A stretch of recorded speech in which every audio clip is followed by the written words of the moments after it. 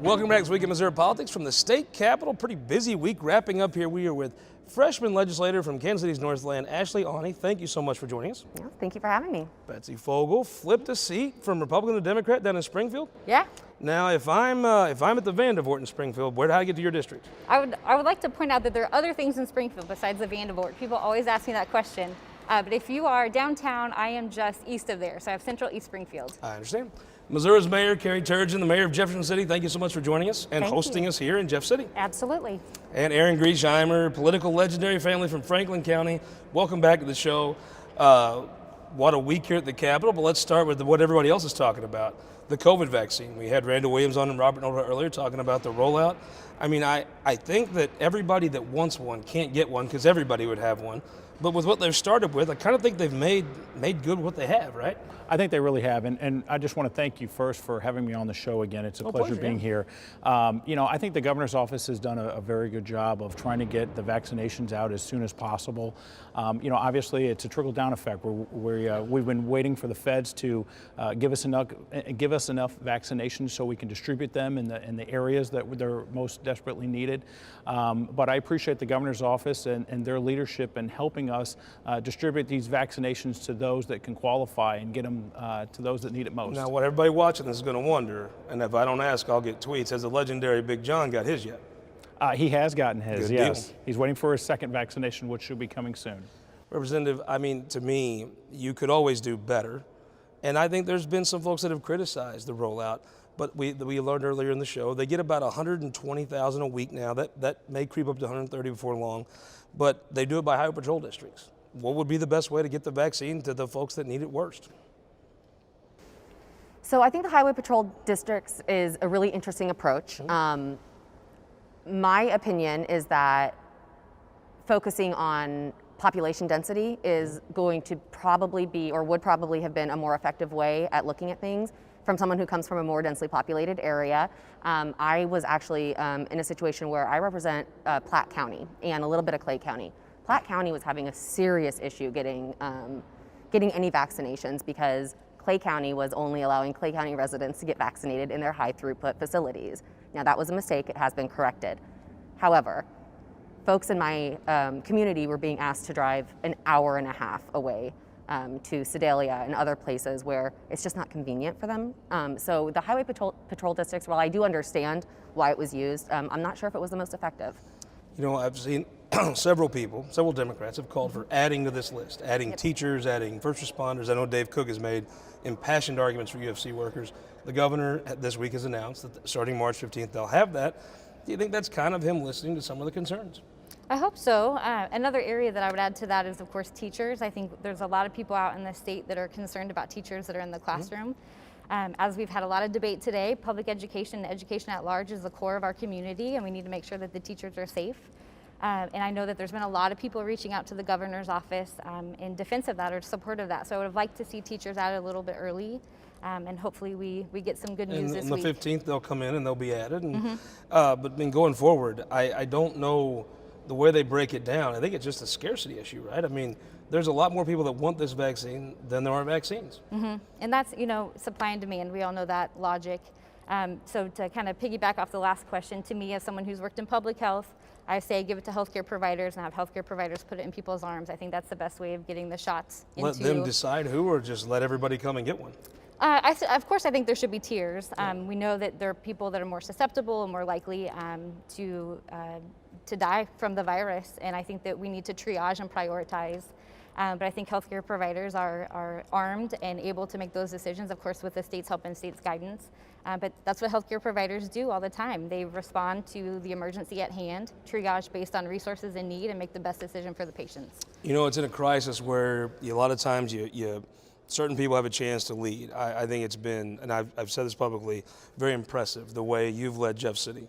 You've led Jeff City. You haven't had to order people. You've been an example, as you are right now. With the mask you have and the policies at your store, which is my daughter's favorite store in all of Jeff City, downtown, Carrie's Hallmark. Tell me about working with the state and how you've made the decisions you've made to, I don't think it's a stretch now, it'll probably be Missouri's mayor with the way you've responded to this crisis. What has been the involvement with the state, and what metrics have you looked at to make decisions for the folks here in Jeff City? Well, thank you. And our goal has been to be an example to other cities throughout the state, being the capital city. And what we've done that's been very successful and encourage others to do the same is that we work together. And that is why we're successful, because we have weekly meetings with the city, with our county, and with the leadership of our local hospitals. So Cap Region, SSM, Community Health Center, JCMG, and our Cole County Health Department. And we meet every week virtually. And we discuss the vaccine, getting the word out, how do we market this so that people know what's going on. And then we also have weekly press briefings every week with that same group, so we get that message out to the public. We share it on Facebook, City of Jefferson, Missouri Facebook page. We also have ways to utilize getting the message out, but the only reason it works is because we're collaborative. And these are, competing hospitals, of course, but we all come together during the pandemic, and we are as one, and we work together, and that's why we're successful. Interesting. Aaron Griesheimer, there's a lot of talk about St. Louis County. Seems like the whole state talks about St. Louis all the time almost, but changing the way local folks are able, the local county executives, health department folks. In my county, it's a third-class county, the health board can make the decision independently without the county commission. That's something I guess is being looked at. What is the best way for a county like Franklin County? Who should be making those decisions on how long you could shut someone down or have an order? How should that end up being? I think it's important that, as you pointed out, Mayor, that we have collaboration, between the county commission and the health department to decide what's best for their constituents, what's best for the population as a whole. So it's interesting to me, this is the debate of should you even be able to lock people down? Should you be able to shut down restaurants and businesses? But in an urban area, I always found it interesting. I thought Parsons' approach was especially good because in Butler County, Vince Lambie was not going to have any, and the people, even if he would have done orders and restrictions, I don't think the people would have done them, which would have made them not even take one seriously if it was really needed. In an urban area, they want that. That's what people want. Sam Page has caught a lot of flack, but I think that's what his people want. Quentin Lucas, he's caught some criticism, but I'm not sure that's not what people wanted there. The local control seems to have worked. What changes would you make to it?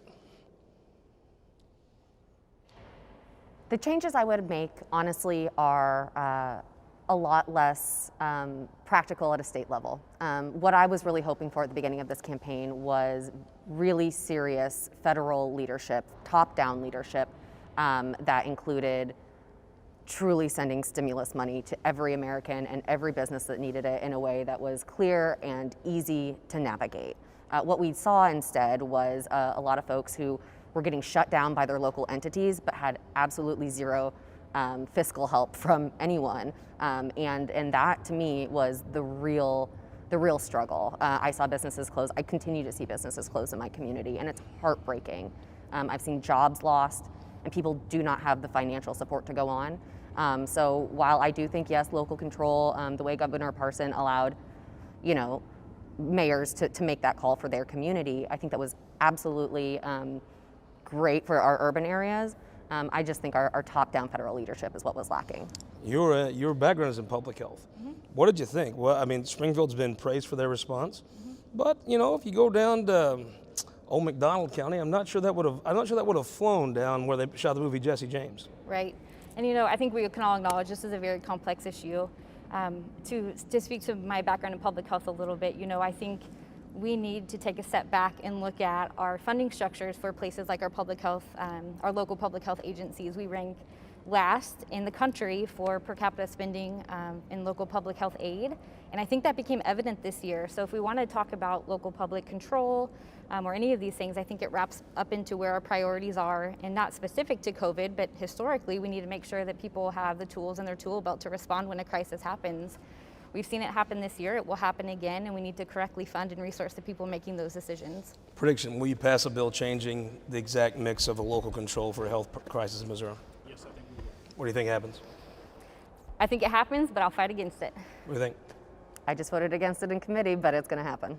You talk to the governor quite often. If we ask you your thoughts, what do you tell him?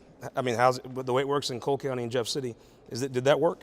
It did work, and we need to keep that communication very open, and we appreciate the governor's openness to have the phone calls with mayors and other entities so that we are constantly in that communication. I thought it helped him that it wasn't the first time he had been in contact with, not just you, I mean, you're down the street, but Quentin Lucas, Lyda Cruson, those are phone calls he'd been making and relationships he'd been building before this. He didn't have to make it in the crisis. He'd already had those relationships. Absolutely, you have to have those built, and he made it a priority from the minute he became governor. The first thing he did was meet with mayors, and that's important. And especially now as we transition into the next phases of this pandemic with the vaccine and with different tiers and everything that goes along with it, and continuing to take precautions in a smart way so that we can get back out and hold events and do things. So that transition is important to keep that communication open. Okay, you've been a state legislator for 2 months, and today you had the people that run the place screaming and yelling and couldn't start for an hour, and they passed some bill. I'm not sure that a lot of people even know what it was on schools.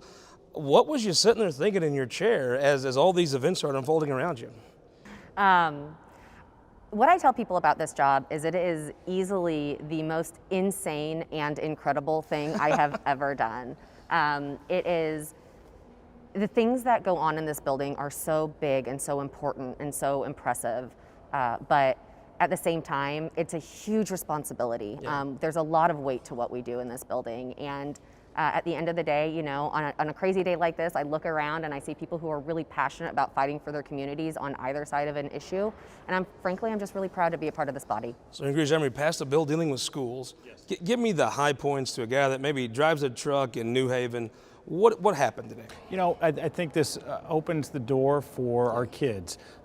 This bill, obviously, the way it's written in the House does not apply to my district, my legislative district, but for those that it does, it gives parents an opportunity to send their kids to perhaps a school district where their kids can succeed, and that's where I see it. And I think, you know, even though we sit on different sides of the aisle, I think we can agree that we're trying to help our kids, and we all have different ways of approaching that, but I see this as a definite win for our kids. Was it Representative John Black that had an amendment about transportation funding? Correct. That will help folks the in 40%, Franklin. the 40% funding for the transportation of our kids in school districts. You had to be like, you know, yelling and can't start and starts and stops.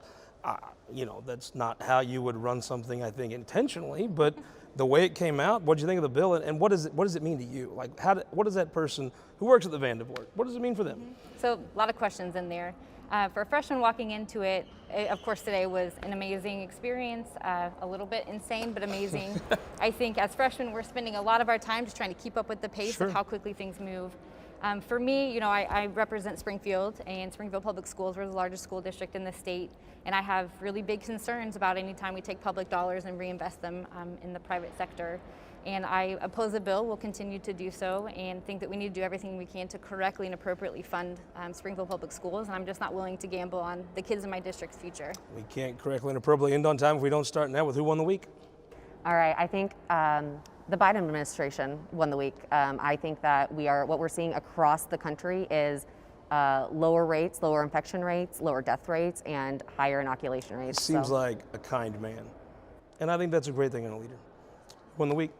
This is going to be cheesy, but I think I did, because I get to come in this building every single day and represent the people in my district, so that answer will always be me. It's the first time anybody's double bank shotted themselves. I like it. Keller tries to do that, but you did it well. Aaron, who won the week? I got to give credit to the Speaker Vescovo and his staff. I think they definitely won the week. This was a historic vote today, and I know there was a lot of hard work involved. Sure. So I got to give them the credit. Missouri's mayor, who won the week?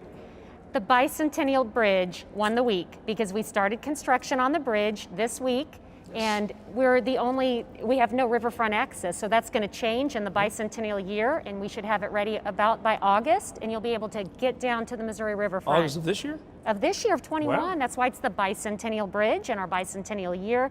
They started construction off of Chestnut near the historic penitentiary, and this island that you can access is a riverfront park right outside your door here at the Capitol. So terrific. That definitely won the week. I'm going to say two folks. I'm going to cheat this time and go to one, Senator Carl Leslinger, 2 months into her term in the Senate, represented herself very well on the floor, had a great coming out party. I'm going to say Representative John Black, another South Central Missouri guy.